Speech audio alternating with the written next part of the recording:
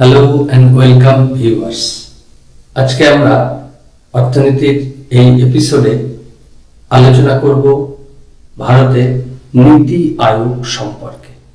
তোমরা ইতিমধ্যেই জানো যে ভারতে স্বাধীনতার পর দ্রুত অর্থনৈতিক উন্নয়নের লক্ষ্যে সোভিয়েত ইউনিয়নের উন্নয়ন পরিকল্পনাকে অনুসরণ করে আমাদের দেশে 1950 সালে পরিকল্পনা কমিশন বা প্ল্যানিং কমিশন তৈরি হয় এবং এই প্ল্যানিং কমিশন আমাদের দেশে উন্নয়নের জন্য 5 বছর মেয়াদী পঞ্চবার্ষিকী পরিকল্পনা যাকে বলা হয় সেই পরিকল্পনার রচনা এবং রূপায়িত করে।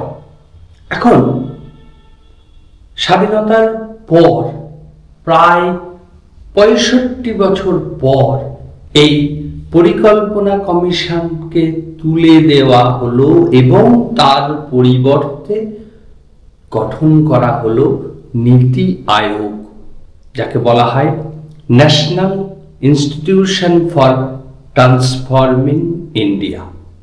এখন প্রশ্ন হলো, কেন এই পরিকল্পনা কমিশন তুলে দেওয়া হলো?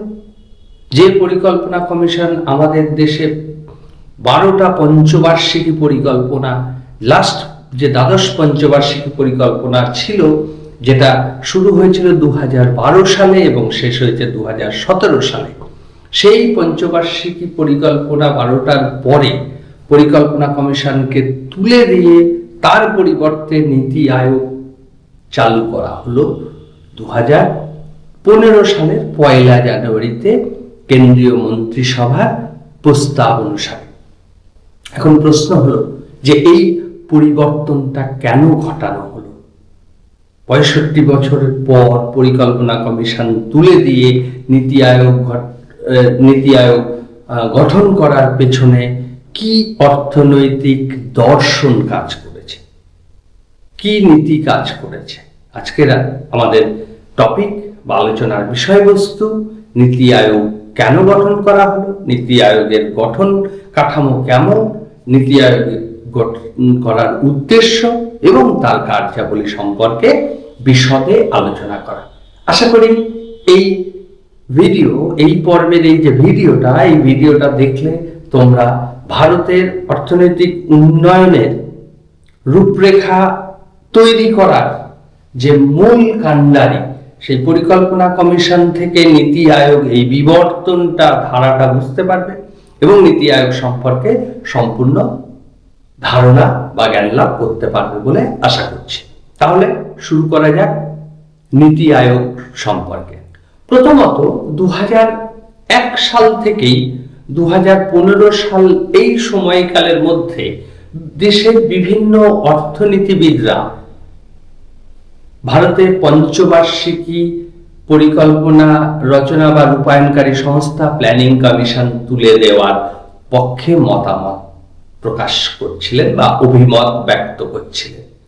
তাদের মতে মূলত পঞ্চবার্ষিকী পরিকল্পনার লক্ষ্যমাত্রা অর্জনের ব্যর্থতা, পরিকল্পনা রচনা বা রূপায়ণের ত্রুটি বা বলতে পারি আমরা ফল্টি প্ল্যানিং, ত্রুটিপূর্ণ পরিকল্পনার সাথে বাস্তবের মিল নেই, বিভিন্ন রাজ্যগুলোর পরিবেশ পরিস্থিতি অনুযায়ী প্রকৃতপক্ষে সঠিক পরিকল্পনা রচিত না হওয়া, যে কারণে দেশের অর্থনৈতিক উন্নয়ন কাঙ্ক্ষিত লক্ষ্যে পৌঁছাতে পারছে না। এই বিভিন্ন উদ্দেশ্যে বা এই বিভিন্ন কারণে ভারতের বিভিন্ন অর্থনীতিবিদরা 2000 সালের পর থেকেই দেশে পরিকল্পনা কমিশন তুলে দিয়ে তার পরিবর্তে অন্য কিছু বিকল্প ভাবনার কথা বলছিলেন। ইতিমধ্যে 2012 সালে দ্বাদশ পঞ্চবার্ষিকী পরিকল্পনা শুরু হয়েছে। 2014 সালে আমাদের দেশের লোকসভা ভোট হয় এবং তারপরে সরকার পরিবর্তন ঘটে, নতুন সরকার আসেন এবং এই নতুন সরকারের প্রধানমন্ত্রী মাননীয় শ্রী নরেন্দ্র মোদী এবং তৎকালীন ওই মন্ত্রিসভার অর্থমন্ত্রী প্রয়াত ডক্টর অরুণ জেটলি, তিনি মূলত প্রস্তাব করেন যে আমাদের দেশে দ্রুত অর্থনৈতিক উন্নয়নের লক্ষ্যে যে পরিকল্পনা কমিশন তৈরি করা হয়েছিল, সেই পরিকল্পনা কমিশনটা আর এই মুহূর্তে আমাদের দেশে, অর্থাৎ 2015 সালে দাঁড়িয়ে তিনি বলছেন এই মুহূর্তে আমাদের দেশে তার প্রাসঙ্গিকতা ততটা নেই। তার পরিবর্তে নতুন একটা কর্মসূচি বা নতুন একটা পরিকল্পনা রূপরেখা তৈরির জন্য তিনি নীতি আয়োগ বা national institution for transforming India, নীতি আয়োগ গঠনের পরামর্শ প্রদান করলেন। তাহলে নীতি আয়োগটা কি হবে? নীতি আয়োগটা পঞ্চবার্ষিকী পরিকল্পনা রূপায়ণকারী পরিকল্পনা কমিশনের কে পরিবর্তে, অর্থাৎ পরিকল্পনা কমিশনকে প্রতিস্থাপিত করে তৈরি হলো নীতি আয়োগ। 2015 সালে 1 জানুয়ারি থেকে এই নীতি আয়োগ শুরু হলো। এখন প্রশ্ন হচ্ছে যে এই নীতি আয়োগের সাথে পরিকল্পনা কমিশনের কি ফারাক? ফারাকটা দৃষ্টিভঙ্গি থেকে। পরিকল্পনা কমিশন কিভাবে কাজ করত? পরিকল্পনা কমিশন কাজ করত মূলত টপ টু বটম অ্যাপ্রোচে, অর্থাৎ কেন্দ্রে দিল্লিতে বসে সারা দেশের সমস্ত অঞ্চলের জন্য একটা পরিকল্পনার রূপরেখা তৈরি করা হতো এবং সেই অনুযায়ী পরিকল্পনা রচনা এবং রূপায়িত হতো। এখন ভেবে দেখো যে পশ্চিমবঙ্গের কোন একটা প্রত্যন্ত গ্রামের যে সমস্যা, তামিলনাড়ুর একটা অঞ্চলের যে সমস্যা, গুজরাটের একটা অঞ্চল বা বিহারের একটা অঞ্চলের যে সমস্যা, সবগুলো কিন্তু এক নয়। এই যে বিভিন্ন অংশের বিভিন্ন সমস্যাগুলোর তারতম্য, তাদের উন্নয়নের মাত্রার তারতম্য, সেই সবার জন্য একটা একই ধরনের মানে বলা যেতে পারে পরিকল্পনা রচনা করা এবং সেটা সাফল্য লাভ করা তুলনামূলকভাবে অত্যন্ত কঠিন ছিল এবং সময় সাপেক্ষ ছিল। যে কারণে নীতি আয়োগের ক্ষেত্রে ব্যাপারটাকে উল্টো ঘটানো হলো।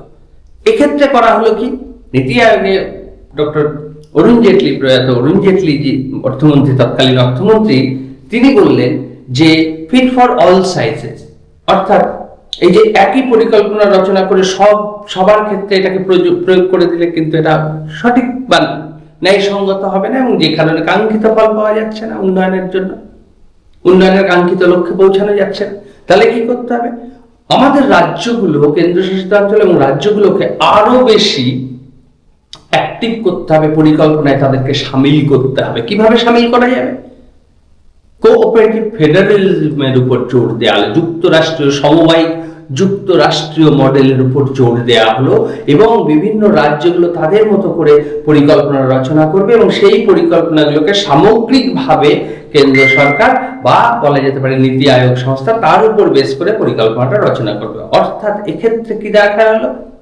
পরিকল্পনাটা শুরু হলো নিচ থেকে উপর যাচ্ছে, অর্থাৎ বটম টু টপ। তাহলে পরিকল্পনা কমিশনের ক্ষেত্রে অ্যাপ্রোচটা ছিল টপ টু বটম, ফলে উপর থেকে চাপিয়ে দেওয়ার মতো একটা ব্যাপার ছিল।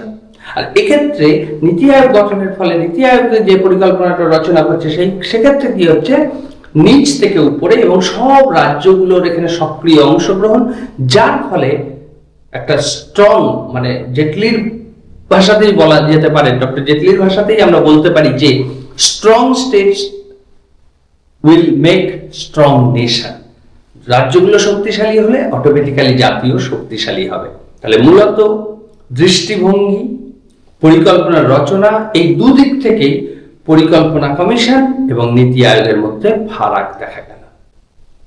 এবারে আসি যে এই নীতি আয়োগ তার গঠনটা কেমন হবে, অর্থাৎ নীতি আয়োগ কাদেরকে নিয়ে গঠিত হবে বা এই নীতি আয়োগ যে সংস্থারা বা মনিটরিং এজেন্সি হলো অ্যাডভাইজারি বডি, এর সদস্য কারা হবে?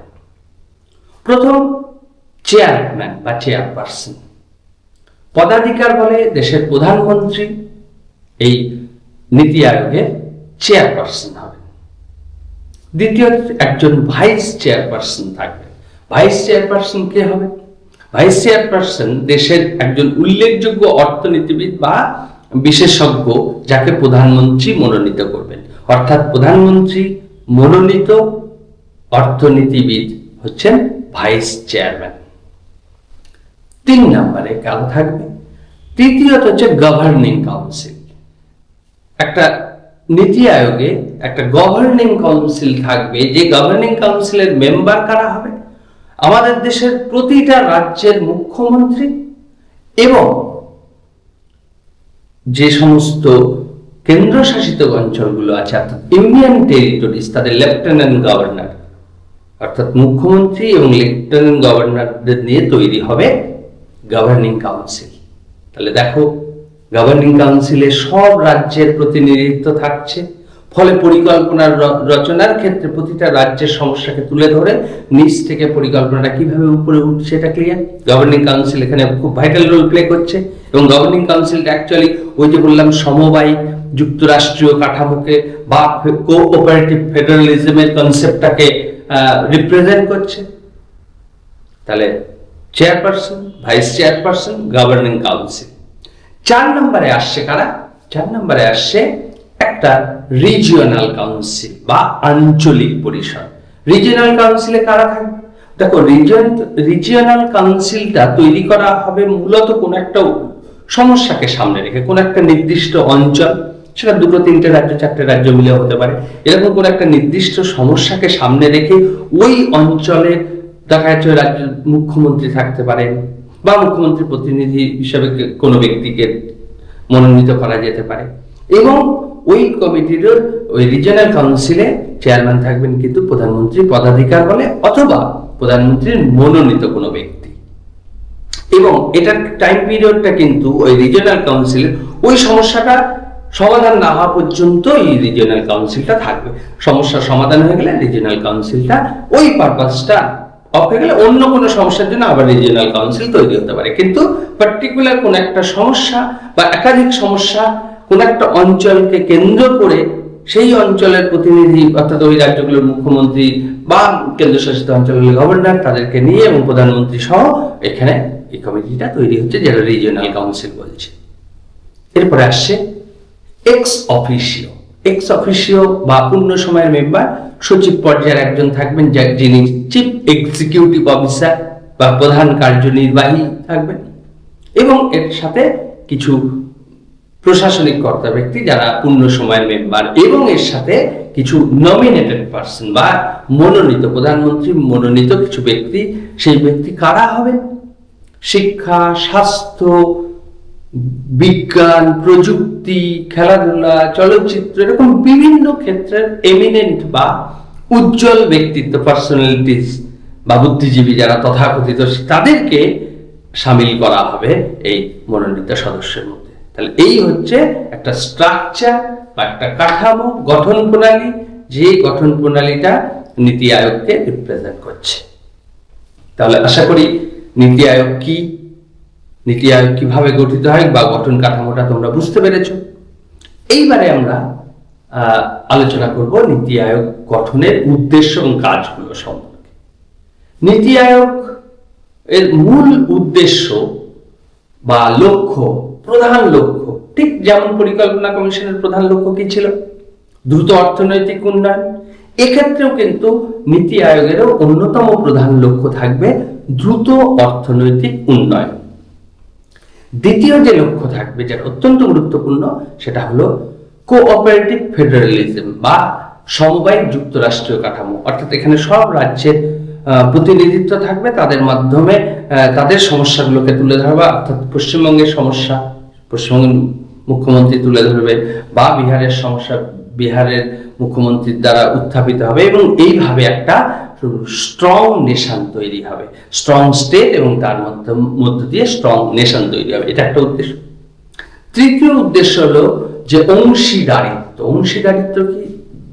যে সাস্টেনেবল ডেভেলপমেন্ট গোল বা দীর্ঘস্থায়ী উন্নয়ন পরিকল্পনা কতটা এগোচ্ছে সেই পরিকল্পনাটা পরিমাপ করার জন্য বিভিন্ন সূচক বা মাপকাঠি প্রকাশ করতে হবে। শিক্ষা সূচক, স্বাস্থ্য সূচক বা এসডিজি বা সাস্টেনেবল ডেভেলপমেন্ট গোল দিয়ে ইন্ডেক্স, এরকম বিভিন্ন ইন্ডেক্স, বিভিন্ন রাজ্যগুলোর এই ইন্ডেক্সের মাধ্যমে রাজ্যগুলো তাদের নিজেদের অবস্থান, উন্নয়নের উন্নতির মাপকাঠি বা মাত্রা বুঝতে পারবে এবং তারা কোন পজিশনে আছে এবং কিভাবে আর কত উন্নতি করতে হবে এই জিনিসগুলো বুঝবে। ফলে প্রতিটা স্টেট আরো বেশি নিজেদের উন্নত করার চেষ্টা করবে, ফলে every state will developed ultimately জাতি বা দেশ অর্থনৈতিক উন্নয়ন ঘটাতে পারবে।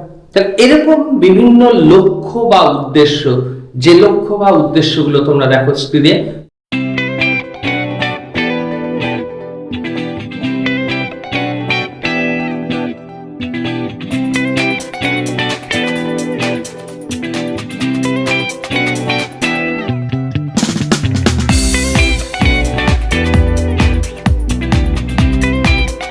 এই যে লক্ষ্য উদ্দেশ্য কাজকে সামনে রেখে ভারতের নীতি আয়োগ গঠিত হলো। এই নীতি আয়োগ কিভাবে কাজ করে? পঞ্চবার্ষিকী পরিকল্পনা যেমন সারা দেশের প্রয়োজনীয় সম্পদ, চাহিদা, সমস্যা এগুলোর একটা সার্ভে এবং তার ভিত্তিতে একটা পরিকল্পনা রচনা করতো এবং সেই পরিকল্পনাটা রূপায়ণের জন্য পরামর্শ প্রদান করতো। তার জন্য মাইনরিটি পলিসি কমিটি ছিল বা পরিকল্পনা কমিশনেরও বিভিন্ন ভাগ ছিল, এগুলো ছিল। এই নীতি আয়োগের ক্ষেত্রে কিন্তু 5 বছরের দীর্ঘমেয়াদী পরিকল্পনার কথা বলা হলো না। তার পরিবর্তে কি করা হলো? তার পরিবর্তে বলা হলো 15 বছরের একটা ভিশন ডকুমেন্ট তৈরি করতে হবে এবং 7 বছরের স্ট্র্যাটেজিক প্ল্যানিং তৈরি করতে হবে এবং তার ভিত্তিতে 3 বছরের এজেন্ডা ফর অ্যাকশন বা অ্যাকশন এজেন্ডা, অর্থাৎ আমরা 15 বছর মেয়াদী একটা পরিকল্পনা করব, যেটাকে আমরা ভিশন ডকুমেন্ট বলছি। সেই ভিশন ডকুমেন্টটা কিভাবে বাস্তবায়িত করা যেতে পারে, ভিশনে আমরা পৌঁছাবো, সেই ভিশনটাতে পৌঁছাবো, তার জন্য 7 বছর মেয়াদী আমরা একটা স্ট্র্যাটেজি বা পরিকল্পনা রচনা করব এবং ওই 7 বছরের জন্য আমরা ঝাঁপাবো না, এর মধ্যে আগামী 3 বছরের জন্য এজেন্ডা কি অ্যাকশন হবে, অর্থাৎ 3 বছরের এজেন্ডা ফর অ্যাকশন, 7 বছর স্ট্র্যাটেজিক প্ল্যানিং এবং 15 বছরের ভিশন ফর ভিশন ডকুমেন্ট বলতে পারি। এইভাবে আমাদের দেশে নীতি আয়োগ কার্যকরী করার কথা ঘোষণা করা হয়েছে। তাহলে আজকের আলোচনা থেকে আমরা কি বুঝতে পারলাম? আবার খুব সংক্ষেপে যদি আমি পুরো বিষয়টাকে বলি, দীর্ঘ 65 বছর পর 2015 সালে 1 জানুয়ারি ভারতে পরিকল্পনা কমিশন তুলে দিয়ে তার পরিবর্তে নীতি আয়োগ চালু করা হলো বিকশিত ভারতকে বা বিকশিত ভারত গঠনের লক্ষ্যে। এবং এই লক্ষ্যে 3 ধরনের পরিকল্পনা, ভিশন ডকুমেন্ট, স্ট্র্যাটেজি প্ল্যানিং এবং এজেন্ডা অ্যাকশনের ভিত্তিতে পরিকল্পনা রচনা করা হয়েছে। যে পরিকল্পনাতে আমাদের দেশের প্রতিটা রাজ্য, অঙ্গরাজ্য এবং প্রতিটা কেন্দ্রশাসিত অঞ্চলের প্রতিনিধিত্ব রয়েছে এবং এই পরিকল্পনাগুলো, যে পরিকল্পনা বা অ্যাকশন এজেন্ডা বা ভিশন, এই সমস্ত ক্ষেত্রে পরিকল্পনাটা তৈরি হচ্ছে নিচ থেকে উপরে, অর্থাৎ অ্যাপ্রোচটা হবে বটম টু টপ। আগের ক্ষেত্রে কি ছিল? পরিকল্পনা কমিশনে টপ টু বটম, অর্থাৎ নীতি আয়োগ অনেক বেশি আধুনিক এবং বর্তমান উন্নত বিকশিত ভারতের অর্থনৈতিক উন্নয়নের লক্ষ্যের সাথে সামঞ্জস্য রেখে গঠিত হয়েছে। তাহলে আশা করি নীতি আয়োগ সম্পর্কে এই বিস্তারিত আলোচনা তোমরা বুঝতে পেরেছো। যদি ভিডিওটা ভালো লেগে থাকে তাহলে লাইক, শেয়ার এবং সাবস্ক্রাইব করার অনুরোধ রইল।